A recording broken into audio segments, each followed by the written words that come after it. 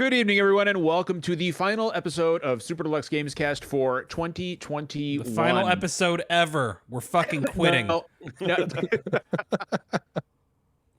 I mean, it's inevitable, right? At this point, yeah, it's like flips table. Point, yeah, but Derek's quitting not because he wants to quit, because everything is fucking burning to the ground right now as we speak. Oh, no. So, in a sense, we're all quitting.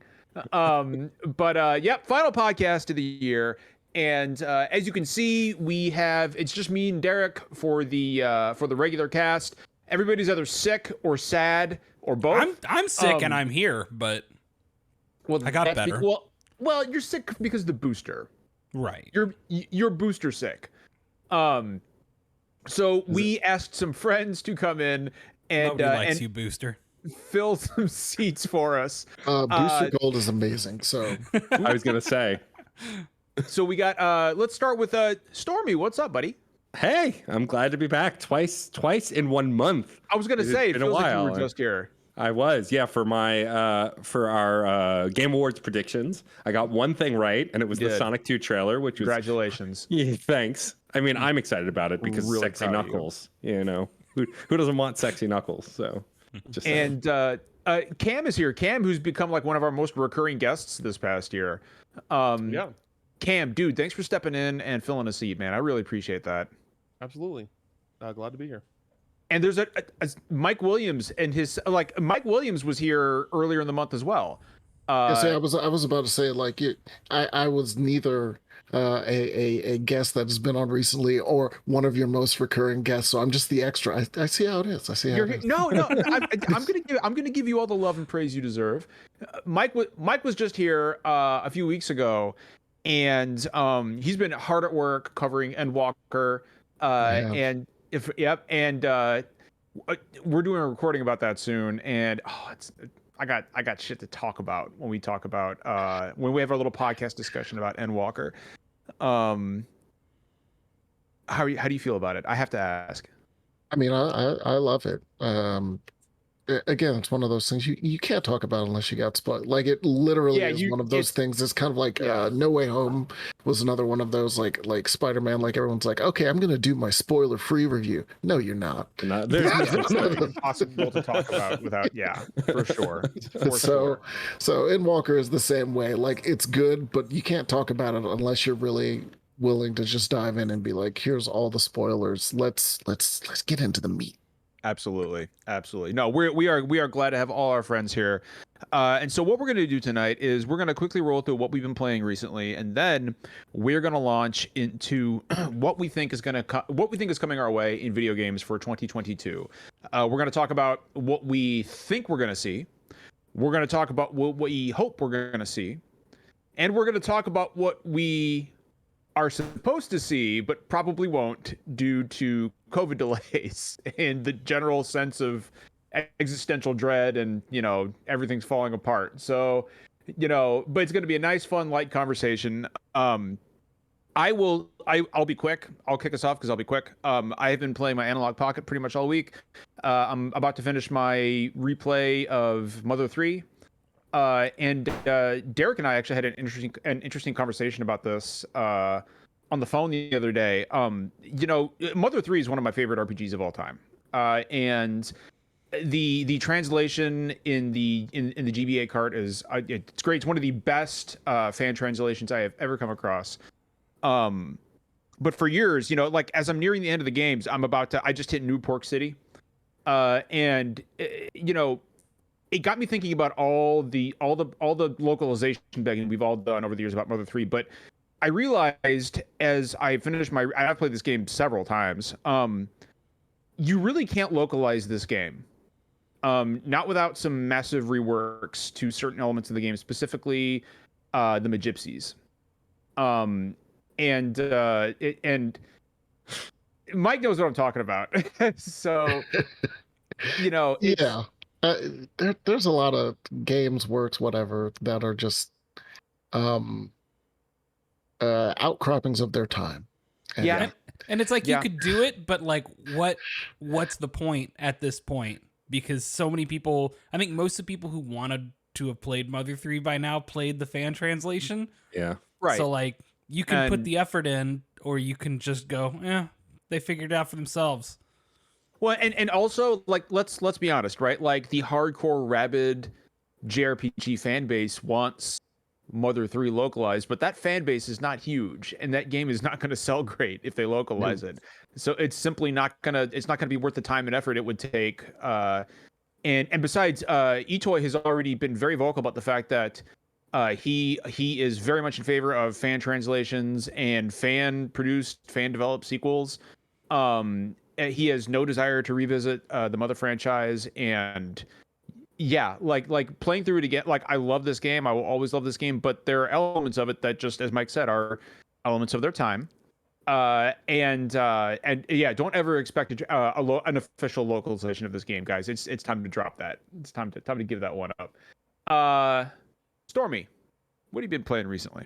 So I'm actually really happy Mike's here, because I have recently become a Final Fantasy XIV sicko. I blame Jesse Vitelli, friend of many podcasts and shows. Jesse got 2. Wow. Yeah, he got 2. Oh, I was before. You were before Eric. Yeah, I was before Eric. So I tried it when it first came out as a Realm Reborn, and I played a monk, and I was like, okay. I'm usually their tank or DPS in most MMOs, and I didn't really like it. I tried to do all the side quests. But what got my attention this time around is Jesse was like, oh, you don't have to do any side quests. You can just do the main quest, one quest line, except for like the class quests. And so I was like, all right, I'll try again. So I made a tank. I made an Ura, a sexy dragon boy. And I am in love with this game. It's hitting that. It's like the brain scratch of what I missed from a good MMO. But what's great is, and like I talked about this the last time I was on, Jeff of this show did a side quest on my series about this game and how it's a single player RPG. You can play with people, but you can play the whole narrative by yourself and then queue for this, like, the dungeon related story. And like I've been burning through a Realm Reborn. I'm really enjoying it. I'm now a paladin. I'm level 30. I'm a level 41, and I'm really digging it. It's just it's. I grew up playing MMOs. Nothing will ever top City of Heroes for me, because it was a specific kind of niche for me. Like, and it's still the best character creator in all the video games was City of Heroes. Like, no two superheroes ever looked the same. But I'm getting to that point with the Realm Reborn where it's scratching that itch. Like, I can do the quests, I can move through it quickly. The narrative's fine so far. The voice acting's bad, but I hear they fire them all after this one anyway. So yes, that's fine. But it's scratching that MMO itch of doing the thing, and I really enjoyed it a lot. So I've been playing that a lot, and then today, fresh out the box, I just started playing Tales of Arise. I bought that and the PS5 version of Yakuza Like a Dragon. Anyone who's been following me on Twitter knows I went through that. Pick up. I went through the entire franchise over the last year, from 0 all the way to 6. Oh wow. 6 is the best one for me because it finalized an incredible story for Kiryu. But they're all great, and 0's probably arguably the best one. But so I picked up, and it didn't occur to me but I picked up 2 JRPGs. I forgot for a sec that Like a Dragon's a JRPG, but I did buy 2 JRPGs. But I started Tales of Arise today. I'm only like the first couple hours in, but it is the perfect amount of anime nonsense and JRPG goodness that I was looking for. So I'm enjoying that. That's been a lot of fun. And then what did I finish? Oh, and I played Sayonara Wild Hearts for the first time this past week. Oh, that's a solid fucking game. I remember your tweets about it, John, which is what first interested me in it, and then I never got around to it. And then, like clockwork, every person I spoke to that I told I didn't play it went, but that's a Matt Storm-ass game. What the hell are you doing? Like, Jesse told me this. My friend Rachel told me this. Frickin' Camp Koenig told me this. Like, everyone's like, Matt, how have you not played this game? You're a music nerd. This is your game. And so I finally played it and loved it. I cried at the end, the whole 9. Like, it's brilliant. And then the last game I played is, thanks to Cam right here and Reb Valentine haunting me on Twitter, I finally played Chicory on Switch. And Chicory is meant for the Switch. If you've played it on other platforms, great. I'm sure you loved it. Play it on Switch. With a stylus, the boss battles are some of the best boss battles I've ever played in a game. End of story. And it's the best representation of depression and imposter syndrome that I've ever seen, to the point where I was like, this is fucked up. I'm getting called out by a video game really hard right now. But like I cried, I loved it. As someone who struggles with imposter syndrome and depression, who knew an artist that suffers with that stuff? Like who would have guessed, right? I just fucking loved it. So if you've been sleeping on Chicory, like it shot up my games of the year list. Like absolutely play that game and play it on the Switch. The stylus controls are phenomenal. It's always interesting to see which games are what I call the Switch sleeps, which are games that are good, but no one knows about it until it comes to the Switch. So Hollow Knight was one of those. Disco Elysium is another one. Just like in Chicory is another one of those. It's like, oh, it was great on PC, but no one cared until it came to the it's just one of those games like well, I mean maybe the one that's coming up is probably going to be Wilder Myth, which is fantastic. It's incredible on PC, but it's going to be great on Switch. Once it hits Switch, everyone's going to be like, oh my god, this is an amazing game. It's that Switch boost. It's that Switch boost. And then the last thing I'll say is I just for the sickos in chat who know I love Mass Effect, I recently bought the Legendary Edition on PC, so now I have it on console and PC because I'm broken inside and obsessed with that franchise. So, but yeah, that's it. That's for me. It's been a lot of gaming lately in this little break, and it's been fun. Outstanding. All right, let's do Cam next. Cam, what are you getting into, man? Yeah, I mean, like outside of my go-to, just playing Fortnite when I can with friends, including Matt. I've been getting back at the Legend of Heroes series. So I'm currently playing Trails in the Sky the Third. Been seeing those tweets. Yeah, I think I talked about it last time I was on this podcast, but I think like the Legend of Heroes is like the most slept on franchise in gaming, period. Like I think that if these games stay as consistently phenomenal as they have been so far for the next 6 games I need to play, like as a franchise I will love this franchise more than Final Fantasy, like straight up. Like so there are like obviously there are some masterpieces that come from Final Fantasy, but just the consistency of of just phenomenal storytelling, like there's no bad character in these games, like whether they're like a party member or a villain, like they're all fleshed out and so well written that like if I told someone, oh, this is my least favorite character, that character is still better written than most characters you see in a JRPG. Like it's just that good. That like I really the only thing that sucks about this series in general is just the accessibility of playing them, because like there's the first trilogy, which is what I'm playing right now. It's only on Steam. And then the Crossbell games are finally getting localized officially out west at the end of 2022. And then the Cold Steel quadrilogy is like the easiest one. You can get all of those on PS4, and then like 3 and 4 specifically on Switch. And a big reason why this is like such an issue is because I think between Cold Steel 2 and 3, the series changed publishers. So, it's just one of those issues where that has become a problem. But my goal for 2022 is to be fully caught up for the next entry, Trails into Reverie, I think is what it's called. That comes out in 2023. But yeah, I am just absolutely blown away by this series. You know what I think it is, Cam? Honestly, I think a big part of this franchise not getting the due that so many people say it does is because of the name. It's just like it's such a. I feel like it's such a generic name that it like people hear it and they automatically just kind of write it off as a copy and paste cookie cutter JRPG, like the Legend of Heroes. It's like okay, I've played the Legend of Heroes a billion times, even if I haven't. And I know the games are great. I've heard nothing but effusive praise for the games, but I don't think that super generic name that encompasses the entire franchise does it any favors. Oh wow, fuck yeah, there are a lot of these, huh?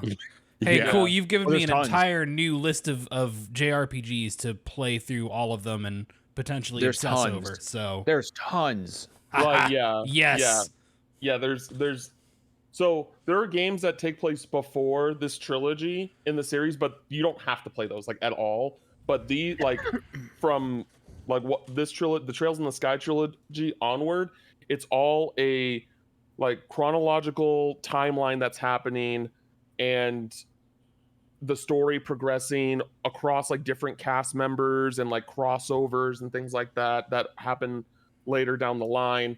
It really is just like some incredible, phenomenal stuff. And like the first two games of the trilogy are really like kind of like a part one, part two.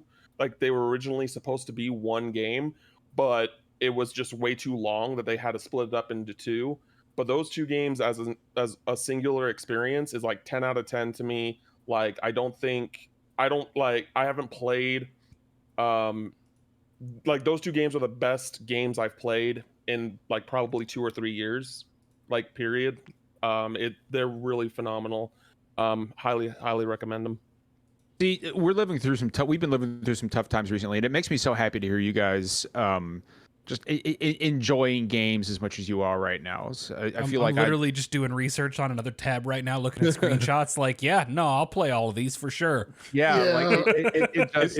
You know, we all kind of need something to cling to right now, and I am so glad that that you guys are finding that. Lerv in chat, by the way, says I can confirm the hoodie is comfy. Thank you for purchasing the hoodie, Lervinar. We appreciate that. It's funny. In fact, Cam mentions a whole franchise. I just want to say really quick. I jumped into Tales of Arise because I recently on Steam bought all of the Tales games on sale, all of them at once. Play Vesperia. Well, so I've heard Vesperia and Symphonia are the ones to go to after this. And so but I've been told by the aforementioned Eric Van Allen that Tales of Arise is a great starting point and then to go back. And so like Cam's doing, like that's my next year is starting with Arise and then going through the rest of the Tales games. Let's do it.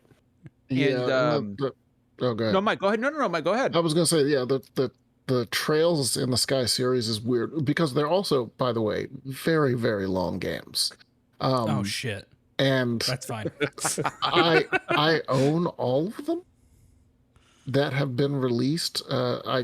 Trails in the Sky I own on Steam, and then a bunch of the other ones after that I've picked up on console as they've come out, which I think was like PS3 all the way up to PS4. But it's just a matter of like knuckling down and being like, okay, I'm going to do this. I'm going to get this done. And they're probably a good, like, even the early ones are like a good 50, 60 hours. So the first game was like 30, like your typical like 30, 35 hour, I think. But the second one was I want to say it was like a Persona, but it took me like 70 to 80 hours to beat the second game. Jeez. But the thing is, like, those games don't feel as long as they are when you're playing them because they're just so good. You're just so immersed in what's happening because the game's so well written that, like, for me, I was just like, oh, like that was only 30 something, like that was 30 something hours. Like, I felt shorter than that because of just how well everything progresses. Like, I think I'm like around the 30 to 35 hour mark in the third game right now. So, and I know I'm getting close to the end of the game. Like, I might be able to roll credits on the game tonight. So, nice. Yeah, it is one of those things where, like, if you decide to play them, you have to kind of just commit to playing them, because there are a lot of games to catch up on. But again, like, they're just some of the best games that I've played in years. So yeah, and Trails in the Sky is one arc. Then there's like two PSP games. I forget games. Yeah, Trails from Zero and Trails from Azure, which we're getting soon. Yeah, those are coming out at the end of 2022. And then there's Trails of Cold Steel, which is probably the easiest one to get into, but is also a different arc from. Yeah, but it's all in the same world. You should play them in order though, because it is a chronological like timeline, and you like it's like one of the things like you don't have to, but you are much more rewarded with like certain characters showing up in like the Trails of Cold Steel games that are from the previous like games in that way. So and so Japan has jumped onto the next arc. Yeah, they're about to start. I don't think we have even a date or anything for 2023. 2023. Okay. Yeah, and that's supposed to be like kind of like a one-off like bridge game, like that's supposed to like kind of set up the next big arc. So 2023 is when we're getting catch up. Trails into Reverie, which is the end of the Cold Steel, and then they have, they're like all three ahead something, of us. My Japan is way far ahead. Broken. Yeah, it's pretty weird. Just imagine they're all. It's not like Tales or Final Fantasy where they're all one-offs. They're all self-contained stories. It's all, but it's so good. Like the world building is so good, and it's just, it really is like just something that I feel like, you know, going into it, because I was recommended to this by Scott White from Irrational Passions. He's the one who like introduced me to it. Sounds right. That sounds right.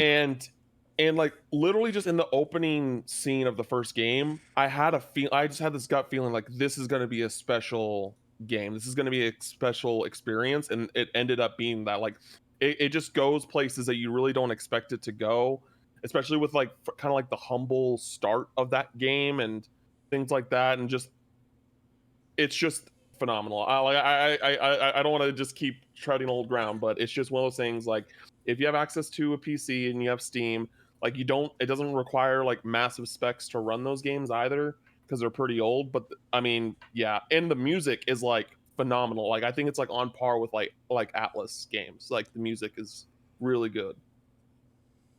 So let's kick it over to Mike. Mike, if you want to talk about what you've been playing real quick, we'll slide over to Derek, and then we will launch into our the meat and potatoes of tonight's discussion, so to speak. Mike, go ahead, bud. I've just been playing Final Fantasy 14. Oh man! Because on brand. Yeah. So for me now, like 14 is literally like that is all I write about now. That is my job. It's just Final Fantasy 14. God, I wish that was my fucking job. And there's a lot in Final Fantasy 14 that is just not necessarily written about. Like you'll move past a side quest, not realizing that side quest opens up a whole another part of the game.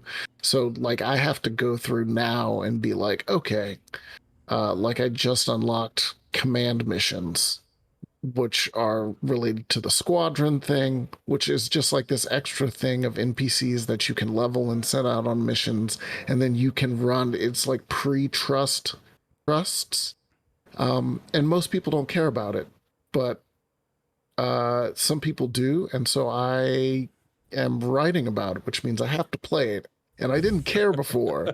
So basically, like my past however long has just been unlocking new bits of the game that I did not care about at all, so I can write about them. I did buy a whole bunch of games. Like I bought Tales of Arise on PS5 and Xbox. Just sure, why not? Because why did you do that? I bought it on Xbox. I wanted it on PS5, but I bought it on Xbox first because it was cheap during Black Friday. And then like Imran, like when I said that, Imran was like, well, actually, here's another retailer that's selling it for cheaper on PS5. And so I bought that one. There you go. And then buy thing make brain chemical good. Yeah. I mean, that's the gist.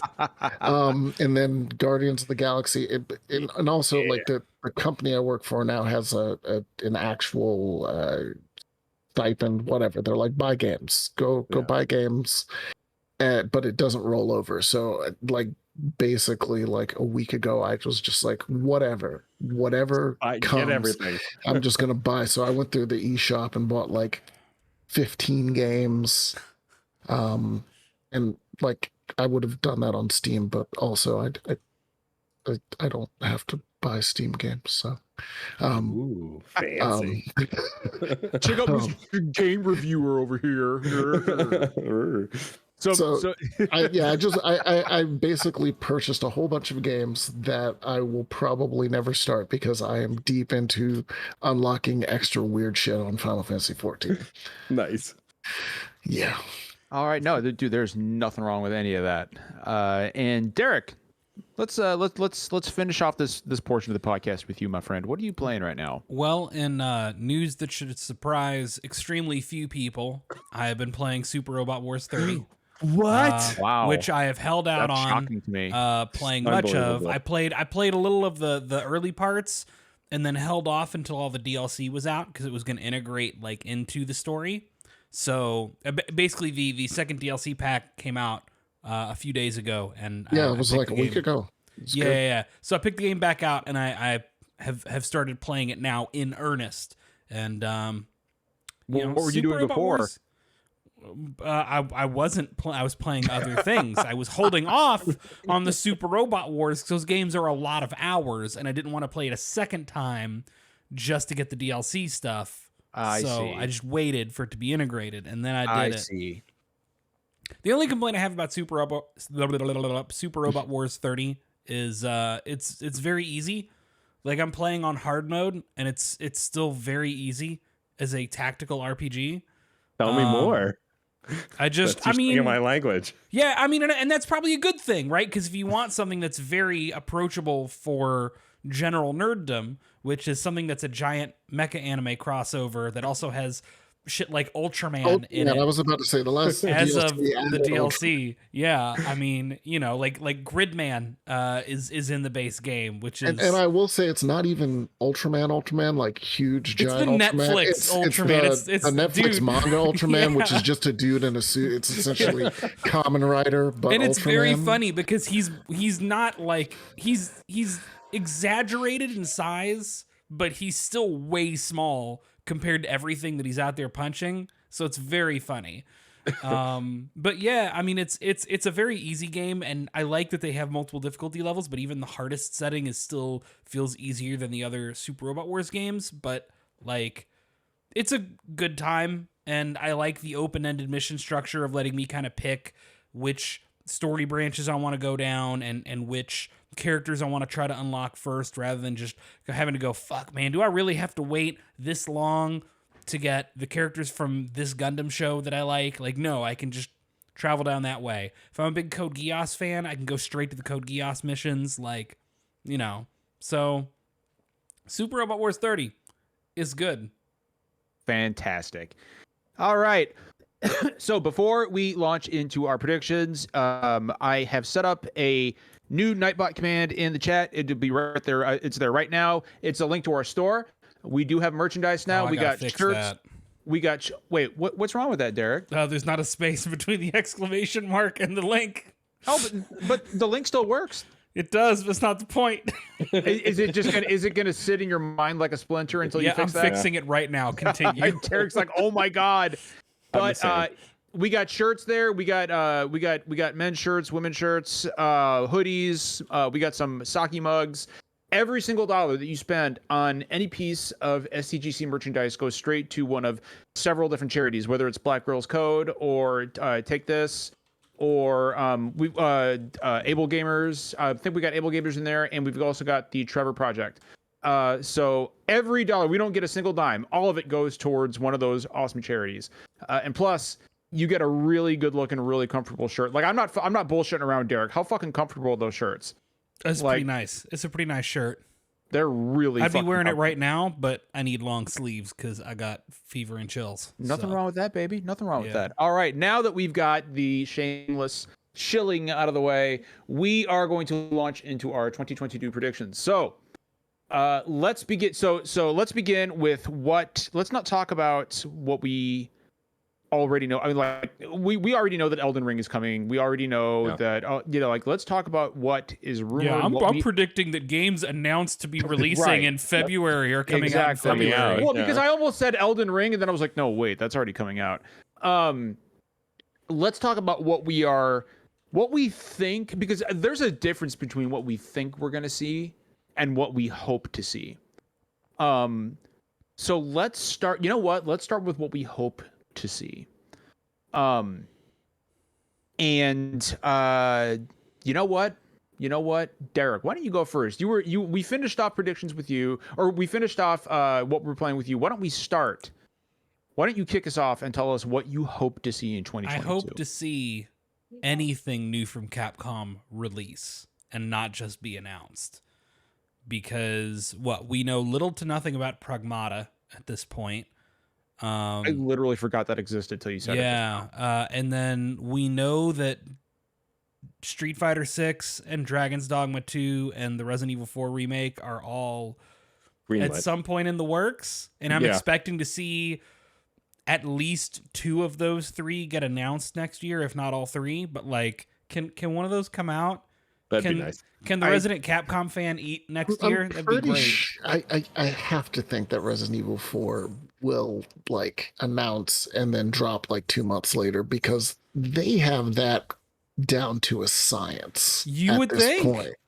Hey, And after real quick, Village, guys, real it's quick, clear not to they interrupt. know what they're doing. But I want to give a special shout out to Khalif from Spawn on Me in the chat. Khalif, it's good to see you, bud. yo, Hey, Oh, what it's up? Khalif. Good to see you. Anyway, please continue. but yeah, so I'd like to see anything Capcom release next year, not just be announced, but release. That's my hope. I do think that's being hopeful. I think that that COVID has been affecting game development pretty rough for the past year and almost 2 years now, and Omicron's not about to make that any easier.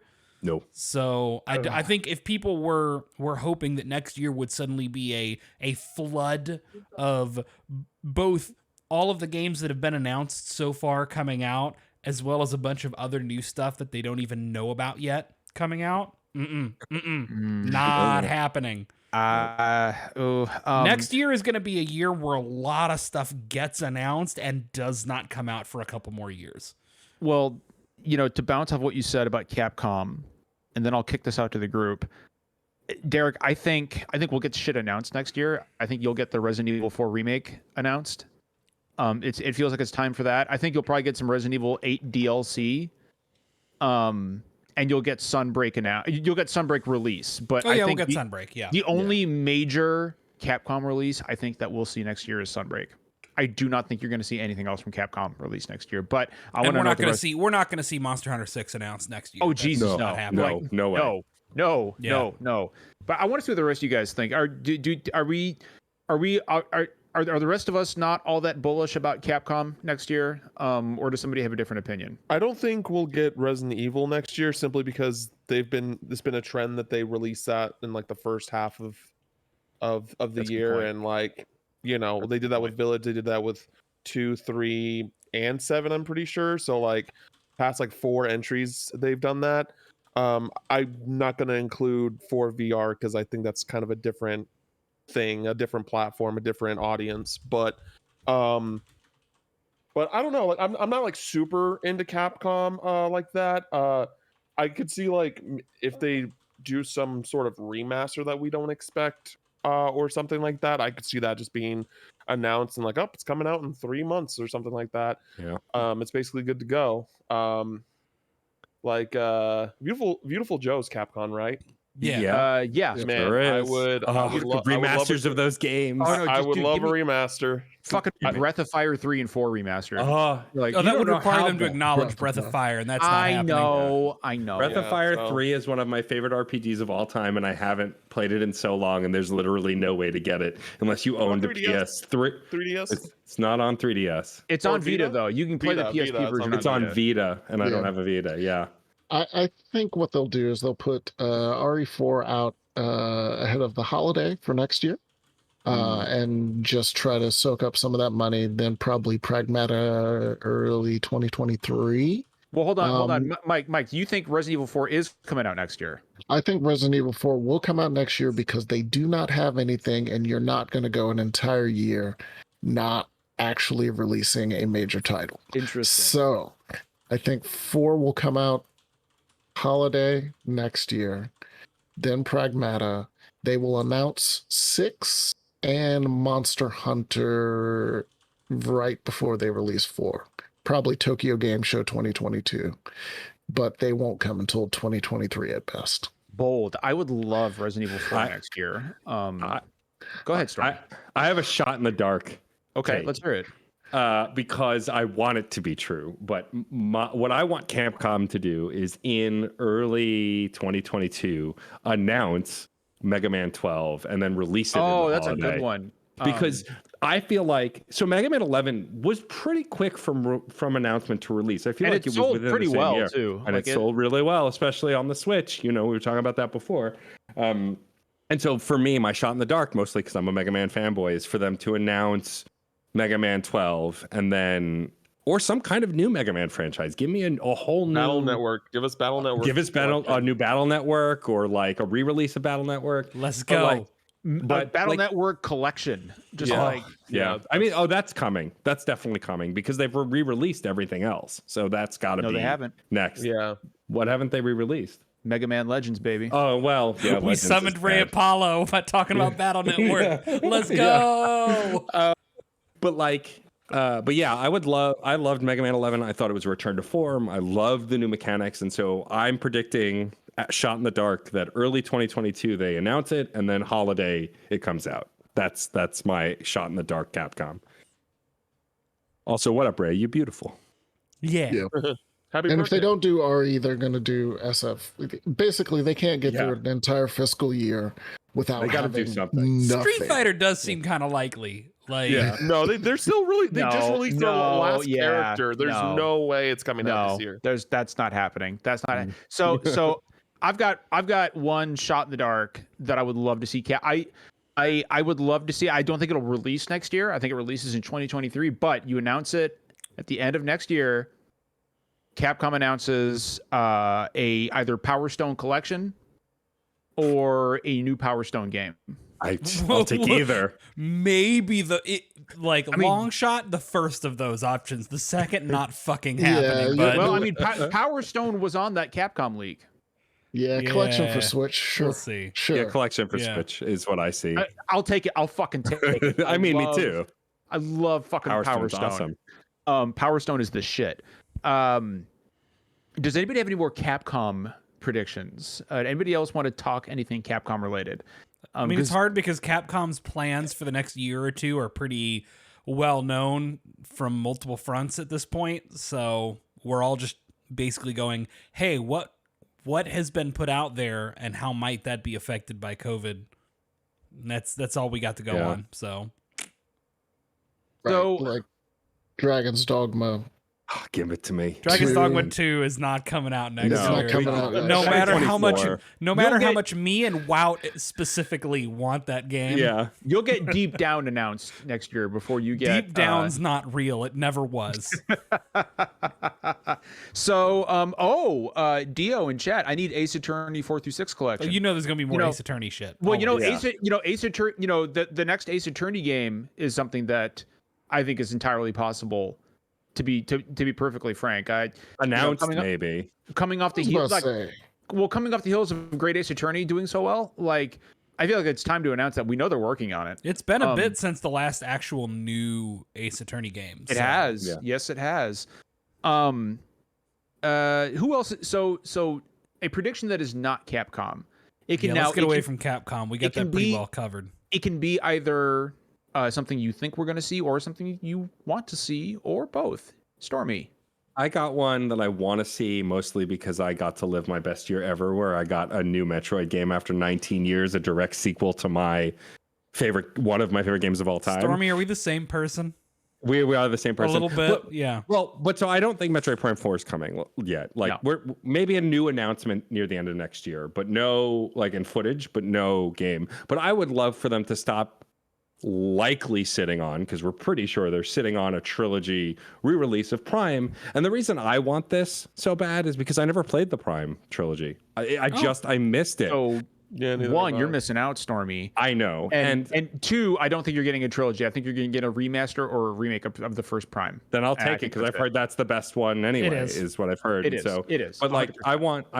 I want Metroid. I want another year of Metroid. I want that to keep rolling, and put it on the Switch. Put a Prime remaster on Switch. That's like my big. I wish that we would get next year. You got that fix, and now you're jonesing. I think mean, that's a I never January thought I'd direct see another one again. So like, I think that's likely, Stormy, and I think that's Yeah. a January direct announcement. Because you I want to can see strike that. while that Metroid Dread iron is still relatively hot. Yeah. Mike looks like he wants to say something though. I'm just you bring up Prime 4, and I'm just still wild about the fact that Bayonetta 3 and Prime 4 were announced like at the beginning of the Switch. Yep. And we still have And not. they might be Switch 2 titles. Yeah. Um, Well, we yeah. have a release date for Bayonetta 3, don't we? No. Oh yeah, that's coming out pretty soon. Yeah. isn't it? Yeah, that's coming out Yeah. next year. Yeah, but Metroid Prime 4. No, man, no, like, yeah, that was that's- announced at the first E3 the year Yeah. the Switch released, and I mean, I think we'll get. You know what? I think next year we'll see Metroid Prime 4. You're not going to play it next year. No. no, but But I think you'll see it. they're a little light right now. So what do they got? They have maybe another. Well, they did Skyward Sword.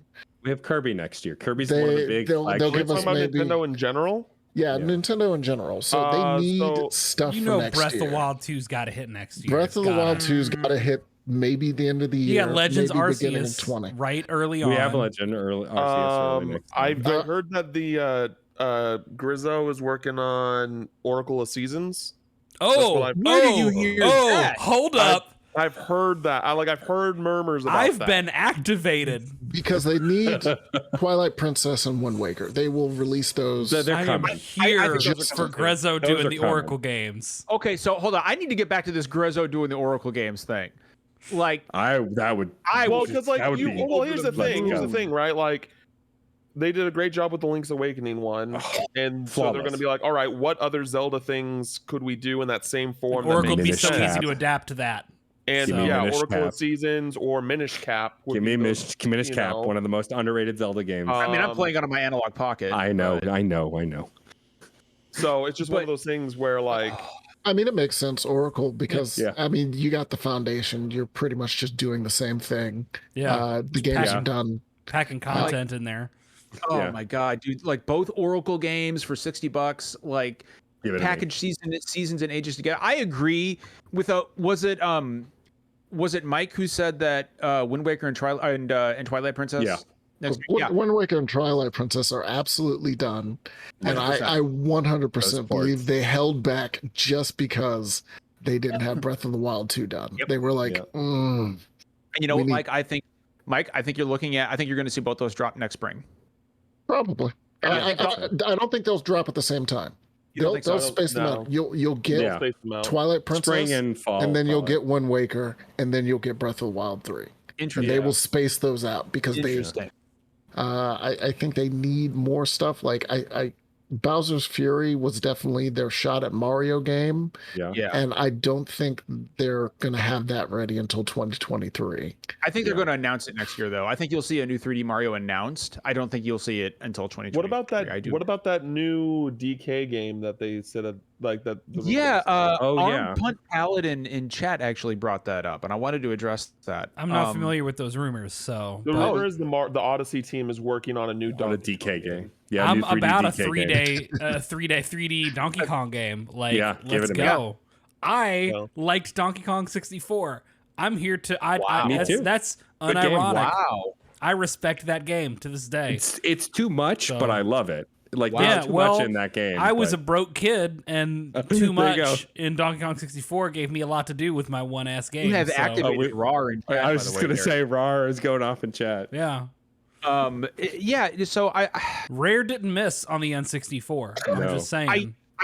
I know about the Donkey Kong rumors. I don't think you're going to see it next year, simply because I don't think they're going to announce or drop that too close to a 3D Kirby game. Yeah. I don't see that happening. Because they're going to really. This is the first big 3D Kirby game. Like they're going to want. They're going to want to really push that. They're going to want it. They're going to want that to stand on its own for a while. So I like the idea of a 3D Donkey Kong. I really fucking do, but I don't think you're going to see it next year. I do think. Go ahead. No. Go ahead. Yeah, I'm kind of just like whatever about it. Like I'll play it obviously, but I'm not like, oh, I need this to come out or anything like that.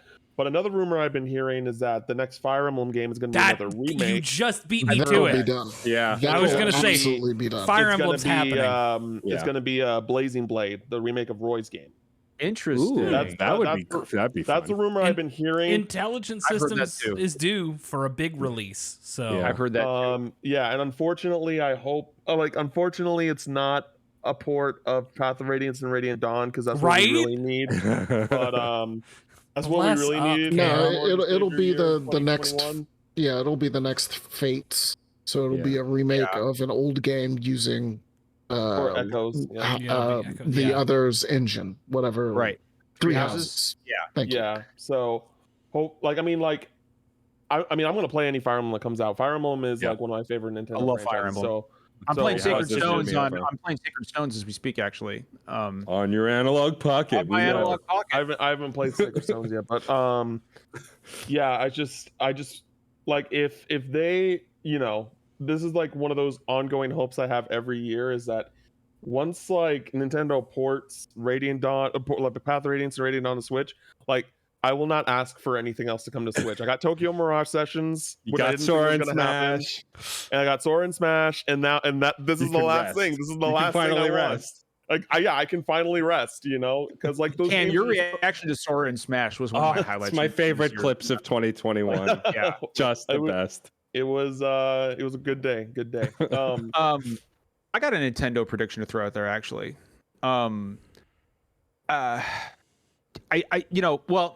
Less of a prediction actually, more of a I hope to see this. But I'm wondering when we are going to get Golden Sun ports. I don't think we will. never. Yeah, I don't think I we don't know, will. man. No. I love those games. I just don't think people care. Golden about them. Sun is who's gonna doomed. work on them? Yeah. What's Yeah. Who's working on them? I mean, Camelot. Camelot's No. too busy making sports games. Yeah. That's just not. They're too busy making Again, mid it's not a sports prediction games. so much as like I would. Camelot's you too want busy it. Yeah, I almost get getting it. shut down on a regular basis. Yeah. Like, I know. Yeah, I'm first off, they're with you, making- John. First off, they're making mid sports games, and then they're not even making the good sports games. At least like fucking strikers. Yeah. Yeah. So Yeah. that's got to be the Yeah. next one, right? Like if they release a new sports game and it's not strikers, I'm gonna like punch a wall. Like, I'm what gonna are be they Adam waiting Driver. Yeah. Cam's gonna uppercut somebody onto a table with a cake or a bowl. You're gonna of punch pull a out. Kyle and just ugh. Yeah, exactly. So I think their Golden Dawn quotient at Nintendo is taken up now by the Square Enix games that they publish. So Yeah, Triangle right. Strategy is Yeah. the RPG game that they would be releasing if they did that on their own, and they just Yeah. let Square do that Yeah. now. Hey, easy bet, right? Xenoblade 3. yeah. Yes. Announced, 100%. probably not Yeah. released, but Oh, yeah. announced. Yeah. Announced. No, For sure. Well, here's Derek, the I thing. think Like it's they announced did. in January and it releases in December. Yeah, I could see. Oh, that's possible. Yeah. Xenoblade 2 released in December. 100%. Okay, here's the thing. I kind of don't want it to release next year because I kind of want them to announce it and then announce the Xenoblade X remaster Yes, and then give yes. me the Xenoblade X Oh my remaster. God. I don't think that And game's then, getting ported. but we're not getting 2 in 1 year. So, No, but I definitely want not. No, we Xenoblade X wouldn't more get than 2 in anything 1 year, else. but So, God, we need an export so Xenoblade bad. X Like, is not respected enough by it's humanity. the I last agree. game on the Wii U that needs to be ported. If you It's ask the only me. So- Xenoblade game with the score by Sawano. So, I'm just saying. I can absolutely see a Xenoblade 3 announcement at a January Direct and then a release in December. Because correct me if I'm wrong, that's what happened with Xenoblade 2. Something like that. It's something like that, I think. 2 Yeah. came Yeah, it out was like announced way at sooner than E3, we I'm sure. expected. Yeah. Right. Yeah. Yeah, we didn't remember 'cause expect it to drop. Like, yeah, like when they announced Xenoblade 2, we didn't expect them to drop it. Like, it's coming out this year. I mean, granted, it was December, but still. Yeah. We're used to those games taking a couple of years before they show up. So But I could I definitely know. see like if there's when there's a January Direct, just like, hey, Xenoblade Chronicles X is being ported. It's releasing like May, like when they like what they did with Xenoblade Chronicles Definitive Edition. Yeah. I could see Yeah. that happening. Well, Totally. and speaking of RPGs, I think Square Enix is another one that there's been a lot of speculation about recently. I'm going to Um, actually give you a point on that transition. And It's not a you know, full point, but every now and then, Derek, I've got a nugget. I'll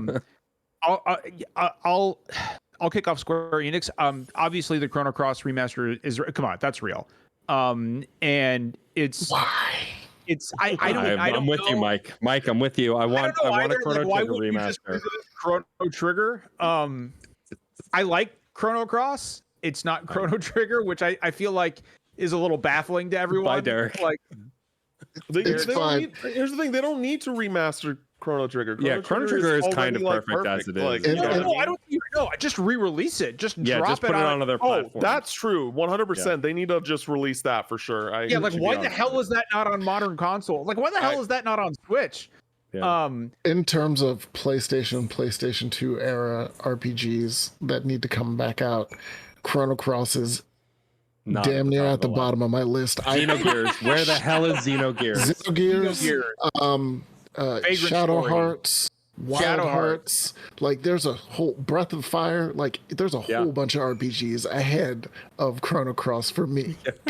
Same. I'm with you, Chrono Mike. Cross, I agree with you. I agree with you. That being said, we all agree that remaster is real, right? Like, yeah, it's got to be. Yeah. It's got to be. real. It's got. But if they're doing it, if they're doing a Chrono Cross remaster, the only reason you do that game, I think, is if you're going to continue. Right. If you're going to do another game. Like the Zelda remasters, the Chrono Cross remaster is there just to be like, this is the next step. We're gonna do another Chrono game. Would it maybe like the legendary Chrono Break that never actually happened? Or something. I mean, it's been a couple of years for revivals nobody saw coming, so Yeah. I just fucking we got Metroid Dread. Anything can happen. Yeah, that's This is true. what I'm saying. That's This true. is what I've been saying. But again, like I'm like it was weird to me. It was super weird to me that Chrono Trigger wasn't on the SNES Classic. Same. And it's even weirder to me that it's not on Nintendo Switch Online, which makes me wonder if they're actually planning on doing something with Chrono Trigger here soon. That's my thought too. This is what I'm saying. Like there's the Chrono Cross remaster is not a game that I think is beloved enough to bring that out. That's what I without thought too. tying it to something else coming. That's what I Something thought else. too. Yeah. More so there's actually a ton of Square Enix stuff. Obviously, Rangers in Yoshi- Paradise, chaos. Oh god, I can't talk about chaos anymore. Look, I love how they just looks announced like a class system out of nowhere. Like, yeah, it's basically been the dumbest game from marketing announcements, just period. Like every time I see something, I'm like, why is this happening? And then I played the demo and I'm like, this is fine. It's fine. still it's a fine game, but also still what's happening here? Just like guys, like I feel like they're just like a bunch of goblin developers in the basement and no one's watching them. So they snuck this out the door. Like the thing with the iPod and the Limp Bizkit, I'm like, what's happening here? I really thought that was a shitpost edit. I really did for so long. I also and every thought, time they show a character, like they just did a thing, and was it Lamia or Bahamut, whatever, Tiamat. The Tiamat, and it's the Tiamat from Final Fantasy 1. But they just drafted a naked woman on the front just for no reason. Like she's not a part of the design. She's nailed to the front of Tiamat. Like this is a game that makes sense if it had come out in like the PS3 and Xbox 360 era, right? Correct. And it somehow fell through a time portal and came out in 2022. And like I said, it just feels like there are some goblins developing it in the basement. Like these developers, they're wild and no one knows they're out there. It's a division of Square Enix that is just like, and yes, they're working with Team Ninja, but like Square Enix looked up one day and was like, wait, what's happening over here? What is this game that's on our list to announce? It's like, we've been working on that for years, right? And everyone's like, what? No, we haven't. So and that's a good segue, right? Like next year they're going to kick off officially the 35th anniversary of the Final Fantasy franchise. And so obviously we're going to see more 20th anniversary of Kingdom Hearts. And so we're going to see some big Square Enix news next year. I think the two things, one of the two things I think are on most people's minds when it comes to Square Enix is one, obviously Final Fantasy 16. which Yoshida said, hey, look, I'm sorry, COVID, and it's understandable, dude. Take your time. Totally. Like there's like I would rather this game take much longer, and those guys get to spend time with their families, stay safe. Crunch is a real problem. Not that Square Enix is known for crunch, but guys, we don't need the game that fucking bad. Yeah. Trust in Yoshi P. Right. Yep. So that being said, Final Fantasy 16, Yoshi P says we're gonna have a big re-reveal in the spring. Yoshi P does not like to announce things and then have them come out 2 years later. He likes to announce and then have them come out 6-7 months later. Yeah. And he did announce in the thing where they delayed it, where he was like, "We're down to like optimization."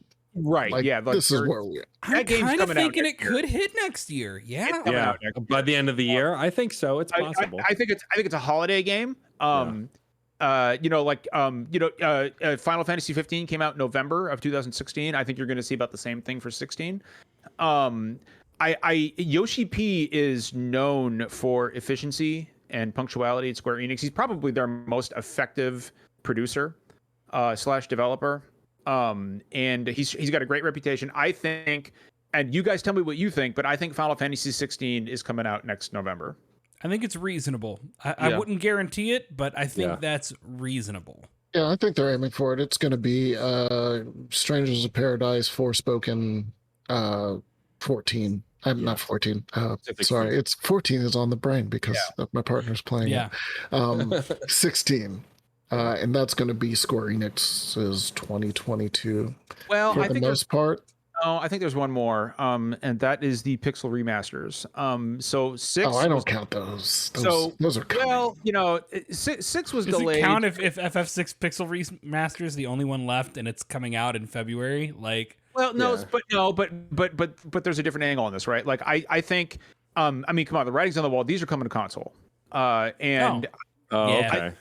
I think that's kind of where I'm going with this, and I think you're going to see that happen. They're not going to want to wait too long to get those on consoles. So I think when 6 drops in February, I think you're going to see after Stranger Paradise, because Stranger Paradise comes out when? March. That's a game, right? February, something like that. It's late spring. It's March. Say. And then I thought Forspoken was like May. Right. Yeah. So I think in between Stranger Paradise and Forspoken is when you're going to see those games announced for consoles. I do not think they'll come to Xbox. I think they'll come to PS5 and Switch. And I do not think that you will be able to buy them separately. I think it's going to only be a package. It's only I think you're only getting it's all 6 or none. I mean, I don't know, because you'll be able to buy them separately. Because Switch, like the Dragon Quest re-releases were separate. You like all of the PlayStation Final Fantasies were separate. Those are still coming. The Dragon Quest 3 HD. Yeah. Speaking of fucking hopes, in Dragon Quest, they need to fucking port the Dragon Quest 4 through 6 version on Switch. Let's they just need do to do that. Just do it.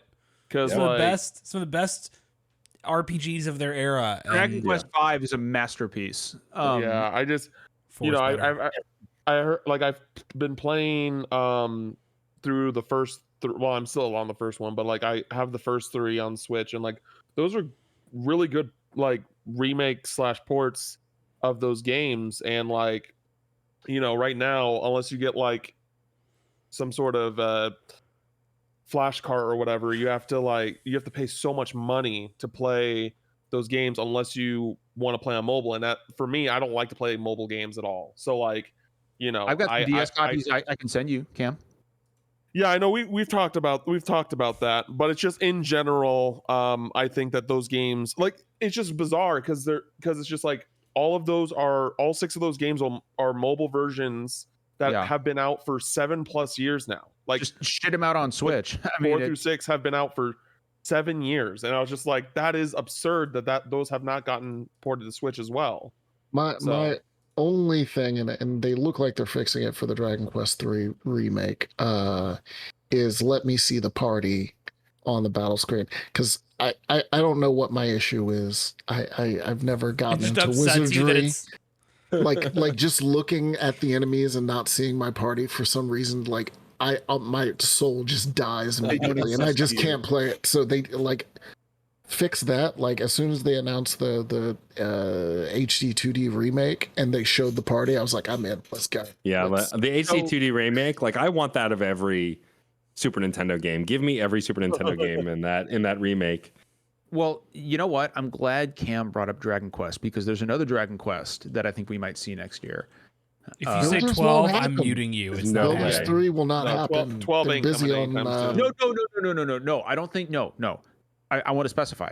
I do not think 12 is releasing next year, Okay. especially if 16 is releasing next year or Final Think Fantasy. Builders 3. I think you're going to see Dragon Quest 12 next year. I think you're going to actually see character designs or some gameplay. I don't think probably Tokyo Game Show. I think would Oh be a wait, good. they do have. Errol just said they announced monsters before. Yeah, I was gonna Oh, say yes, Dragon Quest Monsters. Monsters is we still Yeah. need the That's the actual one with, like, announcement Eric, that they right? said was coming. So Yeah. So I want to ask Cam though. Cam, are we going to see anything Kingdom Hearts related next year? Oh, I mean, we're definitely gonna see something. The fact, like, the question is it gonna come out? And that's the thing where it's just like, it's just thinking about like the 15th anniversary that that year they released Dream Drop Distance. So like, I want to think that they're going to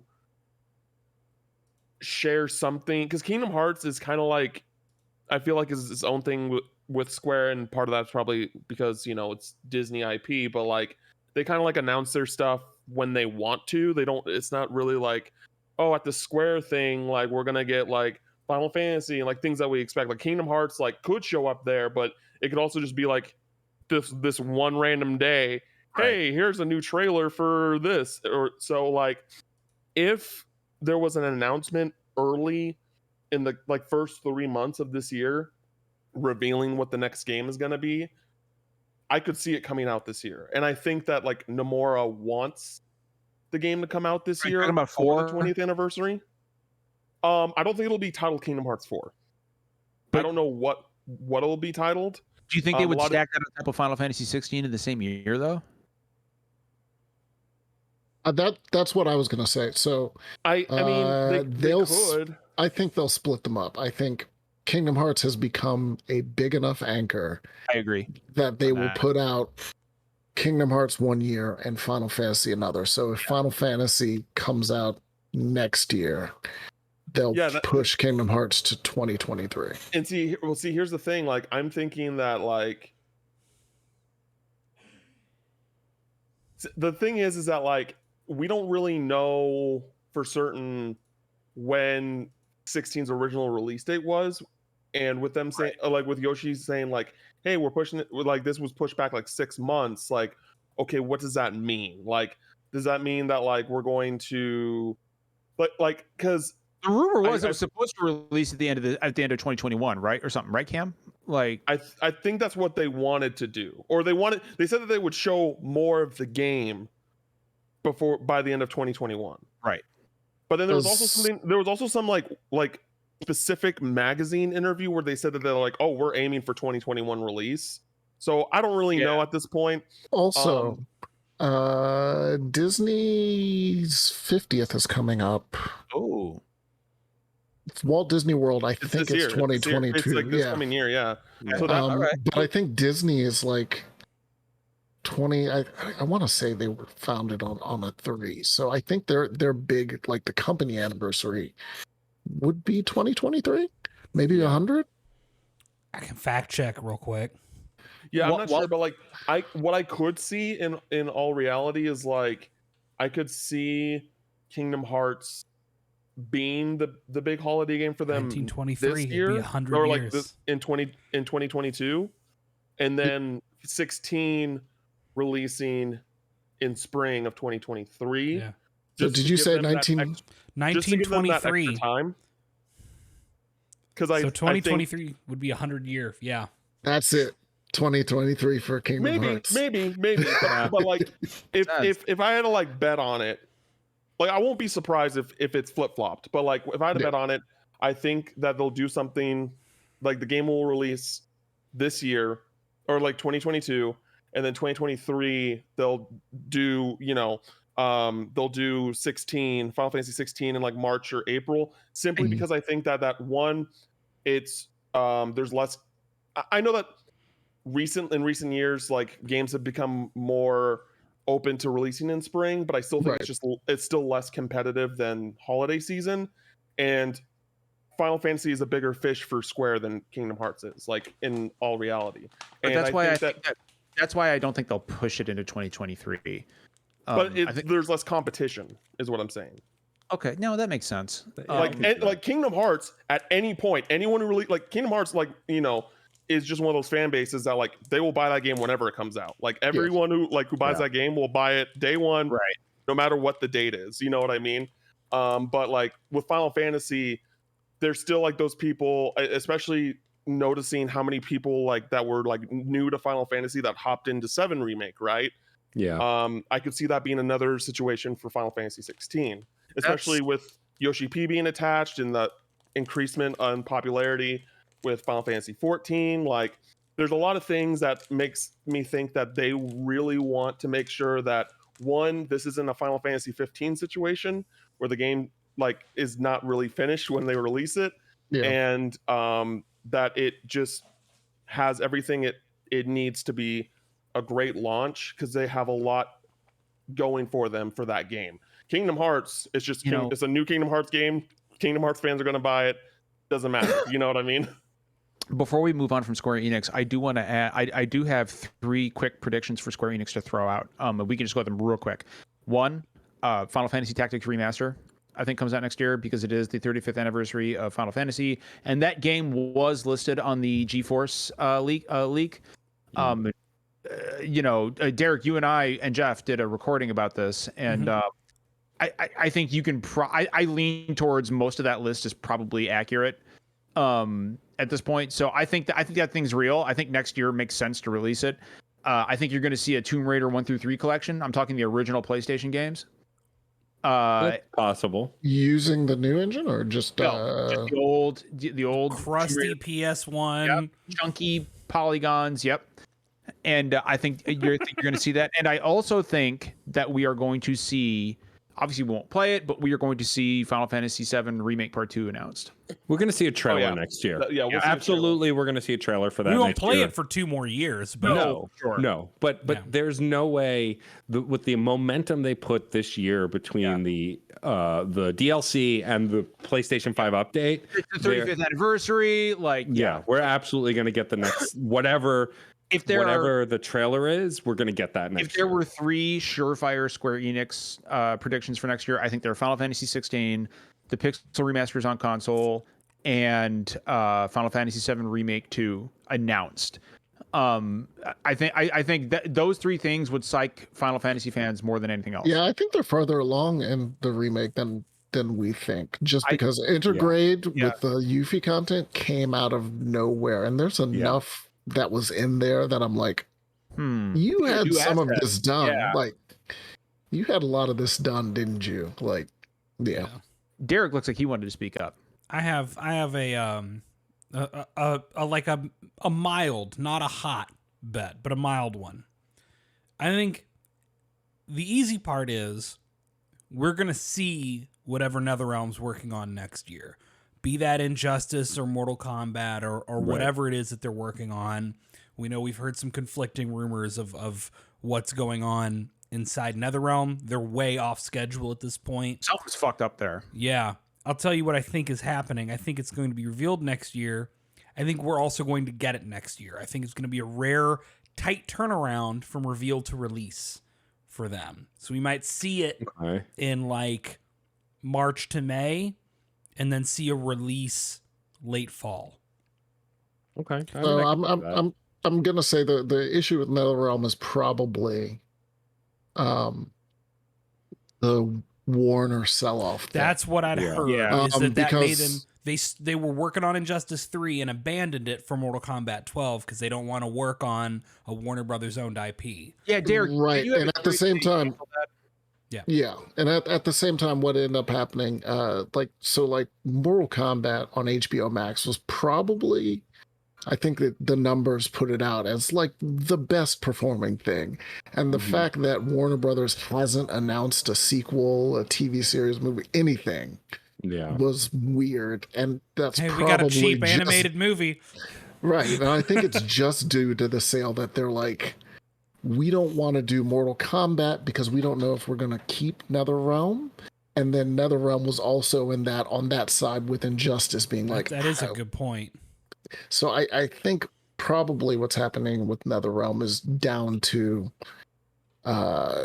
corporate machinations much higher. Yeah. And they have no clue what they're doing. But from what I'd heard about what's going on with Mortal Kombat 12, this is something that we might be seeing sooner rather than later. I can buy that. So I can buy that. So yeah, I think we're talking reveal early in the year, release late in the year. I want to ask you guys something, all of you. What do we think that? Well, wait till I ask it, because I think you'll say yes. What do you think we're going to see from Atlas? I was going to bring up Atlas. Okay. Project. What's the one? What's it? RE Fantasy. Yeah. They mentioned it again. Fantasy. Yeah. So like they said just recently that that they want to release a pillar game this coming, in 2022, and with just releasing a new SMT game and Persona 5 Royal being not far off of that, I'm just like, it's got to be this new IP that they're working on, right? Like, because this has been something that they've been working on for 3 to 5 years, I feel like, at this point, somewhere around there. And we've hardly gotten any updates. And Atlas is weird with their games, where they either like announce so fucking weird. They're either announce a game and saying like, hey, it's coming out in 2 months, or hey, like, get ready for a 6-year development cycle that you're going to be following. And it's just like, okay, well, fuck us, I guess. So at this point, like, and there's also the one leak that happened where apparently there's going to be some sort of Midnight Collection with Ultimax, where it's supposed to be Golden and Ultimax together. Arena.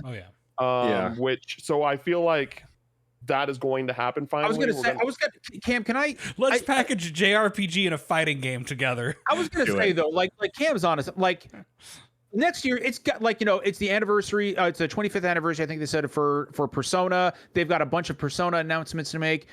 This has got to be the year P4G hits PS5 and Switch, right? Don't like it has say to. That. Well, like here's the thing. It's not happening. Here's the it's thing. Atlas. It's not happening. Here's the thing. I don't know. I've heard a few things like in through the grapevine or whatever. Like I've heard some things saying like, oh, there's going to be a Persona 3 and a Persona 4 like dual pack. Like, I heard something like that. Yeah. I've heard that, and then now I see this thing where like I feel like Persona 4 Golden. But you mentioned the Midnight Collection that leaked on their website, right? Yeah. I feel like that has to, like, Persona 4 Golden has to happen, just because like it just is bizarre to me. Even for Atlas, like, Atlas isn't like the strangest company, like in the sense of their releases, in my opinion, where I'm just like, you ported Dancing All Night to PS4. You're now doing Ultimax, which both of these games are canonical sequels to Persona 4, but you don't have the main game. But it's like on your system yet. we know you guys have been begging for P4G on modern consoles. We're here to answer your prayers with Persona 4 Arena. Yeah, and then they get it on Steam, and it's just like I guess that was the easiest route for y'all to go, but like, why, like, at this point, but at least they we're like, hey, we see that you guys really like that we're porting these old games, so we're going to do more. I'm like, please do. It's egregious at this point that P4G isn't at least on the Switch. Like, they're doing it just to fuck with people. That's got to be it. And here's the thing, like, they could go balls to the wall crazy and just and straight up be like, hey, all the Persona game, like mainline Persona games, are coming to PS4 and Switch. Oh, God, don't do that to me. But like the 4 Golden is a part of the Midnight Collection because that makes sense. Right. Or maybe like Revelations Persona and Innocent Sin and Eternal Punishment and all those mainline ones. Yeah, I could see that happening. I could see them being like, yo, we're gonna go crazy with this, and now shut up. Like, you know what I mean? I would. Mike, what do you think, man? It literally could be anything. It could be anything. I just feel like like there has to be a little bit of vindictiveness at this point. Yeah. Either they've already planned It's the spite. P5 Switch release, or they really do not want to do it. Yeah. Maybe you'll get a hint for Persona 6, like I a think like a taste. But I think RE Coming out in Fantasy is going to 2028. be I think RE Fantasy is going to be their pillar project, and we'll get an announcement for RGG Studio. But you don't think we're going to see? Do you think we'll see P4G or P5R? P4G, yes. P5R, no. I don't. What think. about Persona 3 Portable? Because that's been That's a good a one, talk too. Because Because here's the thing, like Give me 'cause FES, but with the improvements from portable. That's all I want. But here's the thing, that's like too much. here's the thing. I don't think they're gonna do that much effort. I know okay. that's the problem. But here's the thing, like I would rather. I played FES, right? Like I played it for the first time this year, and just from what I know of what Portable offers, I would pick Portable over FES, even Yeah. though the answer is in FES. The answer's not very good. Like, so I'm just like, I don't really need Fair. that. I don't feel like that this like expanded on anything in a real way for me. That I'm I have like, to I would watch rather my take teammates cast Marin fucking Karin one more time. yeah, just like I'll take being able to control my party, which I honestly didn't have issues with that in FES. Like I thought the AI was pretty smart. Lucky.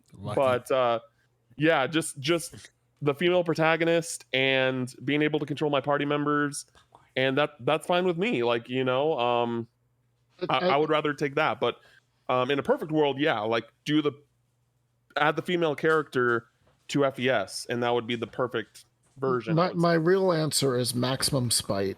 So they're gonna give us something weird like Digital Devil Summoner or something, like a sequel to one of the spin-offs that nobody cares about. I will say, Mike, I would hold play on that now. game. I I'd would play like it. Digital Devil Saga. I would love a port of that. Yeah, I would play Like, No, not a port. No, they're gonna just make a whole new one. You're gonna get a sequel. See, look at your face. Sequel to a game that nobody's played. Right. I mean, I love Digital Devil Saga, but it doesn't need a sequel. like if they were gonna do something, I'd want a sequel for like Devil Survivor, but no, they're like the maximum spite. That's a strategy game, right? Yeah, the strategy yeah, game, that's RPG. which is great, but It is great. I feel like the fact that they've held off on Persona 5 on Switch this long says to me maximum spite, and the true maximum spite would be to go back and like do a new sequel or a full remake of a game no one cares about. So that's well. Konami's about to only release the Lords of Shadow games next year. Oh no, God, no, dude! no.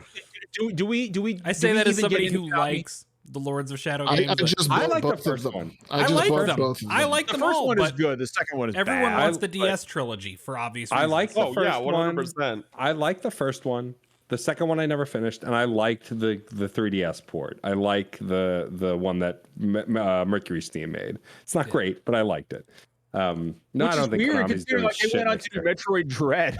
Yeah. Like it's so fucking weird. Give them money and time, man. Yeah. So, I have some indie game predictions that I'd like to share. Yeah, I let's think- break up. Silk think- Song. no Silk Song next year. It's not happening. Give up. Also, No, 2028. no, it's coming. It's got to come next year. We're definitely getting the Boyfriend Dungeon DLC next year. Yes, They've already announced that it's happening, and we've seen the characters, so we're getting that DLC next year for sure. And we're gonna probably see Paparazzi next year as well by Kid Fox. I think both of we get that DLC and Paparazzi next year, probably. Dio's cursing me out in chat because I said no Silk Song.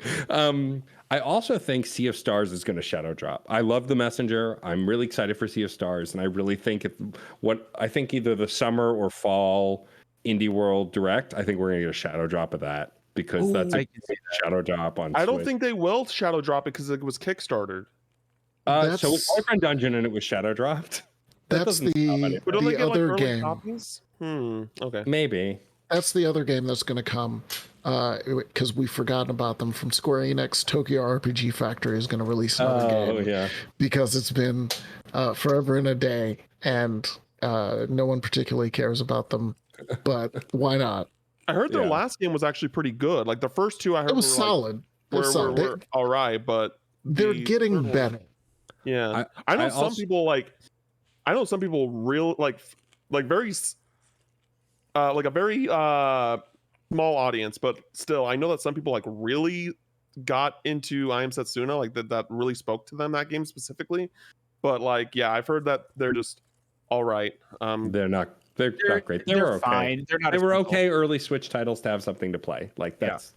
Yeah. And then my other two indie game predictions is we're not going to get a new Supergiant game next year, but we're going to get an announcement. I think they're going to tell us what they're working on next. Do you think it'll go early access again? Yes, I think so. I think they've had a lot of success with that, and I think we'll see that happen again. And then what was the other one? There was another indie developer I was thinking of that hasn't put out something in a little while that I think would get announced. But yeah, I think we're going to see some like big announcements from like regulars like Supergiant and those folks talking about what they're going to do next, because Indie World's had a lot of steam, and I think that there's been a lot of success in shadow dropping and major announcements and demos through the Indie World stuff. And so I think we're definitely going to see more of that, especially also with Game Pass getting a ton of these indie games day and date as well.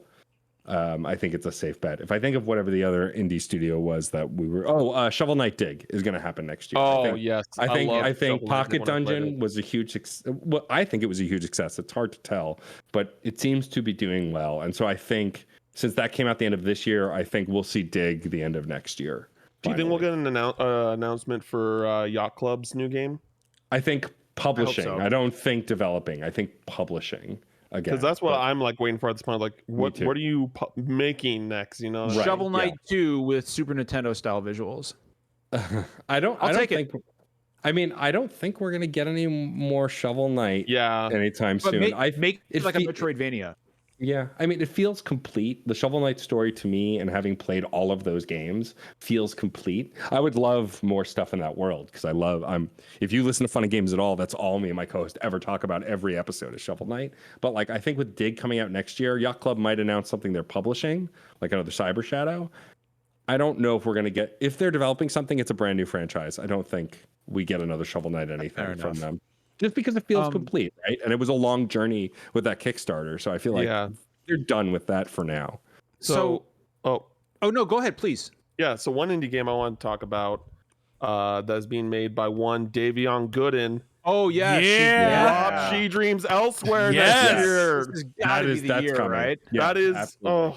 That is. You guys still, know I love Earthbound and Mother 3, and this is right up my fucking alley. Cannot keep us waiting much longer. Yeah, I know. It felt so finished in 2020 when I played it. I've played it twice. At PAX, I played it at PAX, and I was like, that was my most anticipated game from the show. Yep. Yeah, because I played it at PAX West in 2019. That's where I played it. And I was just like, oh my god. No, I agree. I think that's definitely coming next year as well. That was the other one I was thinking of, because this will be the third year in a row that Davion will say it's coming out this year, or like it's coming. Like, I mean, but that happened with Boyfriend Dungeon too, right? Like they kept saying 2020, like probably 2020, and then it was locked in for 2021, and they waited. You know what? I give Davion all the credit in the world. It's basically just him and the guy doing the music. Like that's there's more people. Like he's gotten more people on board to like help develop. I think he like realized that a lot of people are anticipating this game now, that he like. And he's gotten more resources that he's trying to like, you know, put as much as he can into it. Like I know that Chell is doing like sound design for that game now. Yeah, awesome. That's amazing. Which is Chell's awesome. very talented. And so yeah, like that game's gonna be fucking huge. That game's gonna be one of the bigger games. And it's great. It's gonna be another Undertale, is what it's gonna be. Day one Game Pass as well, which is awesome. Yep. So that is the game that Switch. So that's the game that's going to put Davion on the map for sure. I could see that shadow dropping during an indie world. That game I could absolutely see as a shadow drop. That would, because it feels freak the fuck out. I would. I could definitely see. I could definitely see that happen as well. Another like not an indie game, but a game that like I've been following for a while that still feels like an indie game, just in the sense of like the journey it went on, is Lost Soul Aside. We finally saw that game get re-revealed this year with updated models, like everything just up-res from like that original trailer, which is still like absolutely fantastic. which was all made by one dude, and then PlayStation helped picked him up and is now helping with the development of that game. He has his own studio now. And I really thought that it was going to come out this year, because even last year he said that he was trying to get it out in 2020, and then it got pushed to 2021, and he still didn't get it out. So I feel like 2022 is the year. That is currently my most anticipated game, that hasn't already been announced. So I'm not gonna say the next Kingdom Hearts game is my next anticipated game, because I haven't hasn't been announced yet. But yeah, that game looks absolutely incredible. Action RPG. Hopefully we get that soon. So, Oh, Mike, go ahead, bud. No, Mike, I was please. saying, speaking of, someone mentioned Game Pass. What's the next pickup for Microsoft or Sony? Ooh, I think ooh, I said it when I was on Unlocked earlier this year. I think that I'm surprised that Microsoft hasn't picked up Asobo yet. Asobo works on Microsoft Flight Simulator, and a Plague Tale. Which, if you haven't played a Plague Tale Innocence, it's great. 90% of that game is very good for the budget. Even though it's a AA budget game, it's punching way above its weight class. It really is. It really is. And just knowing that Requiem is coming out so soon, and that it's gonna likely get a lot more money backing it. I think that game, I know that next year is gonna be a stacked game, but I think that that's a game that people should not underestimate. To me, it's a Last of Us competitor. Yeah, I agree. Yeah. I watched Derek stream most of that game. The technology behind the rats was just so impressive. Incredible. It just, it was. Oh man, studios that either Sony or Microsoft could pick up. I remember earlier this year when everybody was like, "Oh, I heard Microsoft's buying Square Enix," and I'm like, "Shut the fuck up." There's no way. No way. You know how hard it is for a U.S. company to buy a Japanese company. And I don't think, to be clear, I don't see Sony's not going to buy Square Enix either. But as far as studios that either one could pick up, I'm drawing blanks. I know that Microsoft is fishing. I know that they're looking for someone. I don't know who it would be. Maybe a smaller indie studio. Maybe they bring Team Cherry under their wing. Bedemeister brought up the fact that maybe Square Enix decides to keep Eidos and Crystal Dynamics. They did just renew the trademark for Gex, so clearly they want to keep Crystal Dynamics around. Anything is possible now. But there has definitely been a clear rift between Square Enix proper and the Western side of them. Right. Gex 2022, developed by Crystal Dynamics. Even though, what's it called? Guardians of the Galaxy hit. It definitely felt like Guardians of the Galaxy was just just get it out. Yeah. Just get it out the door. Avengers fell like a stone, and they were like, just get. When all of the all Babylon's three of the new Tomb Raider games kind of landed with a thud, right? They didn't. Yeah. They all did pretty well for themselves. No, they did well. They had the same problem that Square was having. They didn't blow up, but they did all right. Is that Square Enix expected, and Deus Ex had the same problem.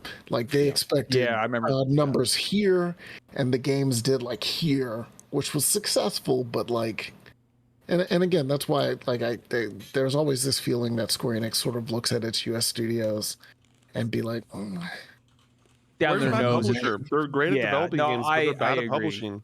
Yeah. So they're releasing Babylon's Fall in March, and that game was terrible when I played it. That game's gonna be a turd. That is literally another version of Avengers that they were releasing that's in way worse shape than what Avengers launched as. I literally cannot believe that they are releasing that game in 2022 at all. That's how bad my experience was with that game. So you don't think there's any chance that game gets pushed? No, they're burning that. That game is getting burned. Yeah, I hope it does, but that's a sacrifice. It's that game's dead on arrival. Like I think Babylon's Fall will be like next, like 2022's Balan Wonderworld if it Woo! releases in March. Which was I'm also sorry. Square Enix. Yeah, Square Enix has the highest highs and the lowest lows. 100%. 100%. They really do. I have a question because I just thought of it. Do we? And this is not. Although they could get bought by Xbox, but I don't think so. I don't think Larian Studios gets picked up by Xbox, but it's like that's not impossible to me. But I do have a question. Do we think Baldur's Gate 3 full releases next year? Yeah, I think so. Yeah. Yeah. Yep. You think La- that? Yeah, Larian's, I don't think Larian's having any problems developing. Yeah, I mean it's been the updates have been pretty clockwork for that and like the changes and stuff. So yeah. But I was just curious. Original Sin and Original Sin 2 were both like in early access for like a year. Yeah. So I think Baldur's Gate 3, it comes when it comes, and I don't think that's a game that they're going to have any problems with. They definitely are in that range for pickup. Betameister mentioned Avalanche as well. That's another studio that's sort of in that range where they're working for a lot of people, and if someone wanted to just pick them up and just give them just a little bit more, they'd probably be fine. I think IO Interactive would have been there up until Hitman 3 like really hit for them, and they got Bond. Yeah, now that they're doing Bond, I think they're going to be fine. Yeah, so no, I think they'll do probably summer for Baldur's Gate 3. That sounds right to me, yeah. And then they'll go back to working on the one that they dropped, the tactics strategy game, because when I talked to Swin at East 2020, actually, I think he was leaving and I was talking to him. They had a tactics strategy game spinoff for what's it called, and I forget the title for it. It was Divinity something, but it's just but it was like a follow-up to Dragon Commander, and I forget what the name of it is. They had sent that out to another studio to work on, and he told me, he's like, yeah, it didn't work out. So that's something that we're going to do on our own. So I think once Baldur's Gate 3 hits, that's probably going to be their next focus. Well, we are a little past our time here. So we do need to wrap it up. I want to thank all three of our guests, Mike, Cam, and Stormy. You guys are just the best. Thank you. As Noctis would say, you guys are the best. And Derek, you know I love you, buddy. That's just a normal human thing to say. That's absolutely that's not like a Noctis quote. That's not like a notable. If I said that, note to be like, Final Fantasy 15 reference, real cool guy. Like, no. Well, I am a guy, and that was a Final Fantasy 15 reference. So as look at RAR dropping all those Nightbots in the chat. So if you're not a member of our Discord and you want to join the over 350 people that already are, hit that link right there. We are extremely wholesome, and we don't tolerate any bullshit in there, so don't bring none of that in there. We got some merch right there. We've got shirts. We got men's sizes, women's sizes. We got hoodies. We got mugs. Go in, support some good causes, and also we've got a Patreon that takes us to. We use that money. Right now it's just stockpiling because we bought some better equipment and we're just waiting to go to PAX again. It's not a thing that's happening for a while. But whenever PAX is back and we're all the way through this, we're gonna have plenty of cash to get to that next big con. So we appreciate any help you have there. Looks like Escalator Boy actually got here right in time for the end of the podcast. So be sure to catch us here next week. Derek, we're talking about Game of the Year for 2021 coming up. Yeah, we're talking about our Game of the Year show. I should hope so. Yes, we do need to do that at some point. Look at that good dog. So I think that's the only important thing happening right now. I know. Yep, I think we were thinking about doing that next week. So be on the lookout for that. And of course, myself and Britt and Jeff are recording our Final Fantasy XIV Endwalker thoughts on Saturday, and we will get that out to you the same day. We also have a new episode of Dual Daddies with myself and Finn that is up for you to listen to right now on I can't even talk tonight, on soundcloud.com/official SDGC and all major podcast services, which is where this podcast right here will go tomorrow, because I don't have to work tomorrow because it's holiday, and so I'm going to spend my time doing that good 24 SDGC hours. shit, right? We have a 24-hour exclusivity on Twitch, so you got to remember not to get us in trouble. All right, fine. I'll get it up on Saturday. But at any rate, guys, it's been a shitty year, but all of you here on this podcast and in a our shitty year, but a lovely night. Yeah, absolutely. Yes. It's been a great night, and of course, all of our community makes it all worthwhile. I truly believe we have one of the best communities in the entire industry. Hey, I'll see you guys in Discord. Remember, kindness costs nothing. See you next year. Bye.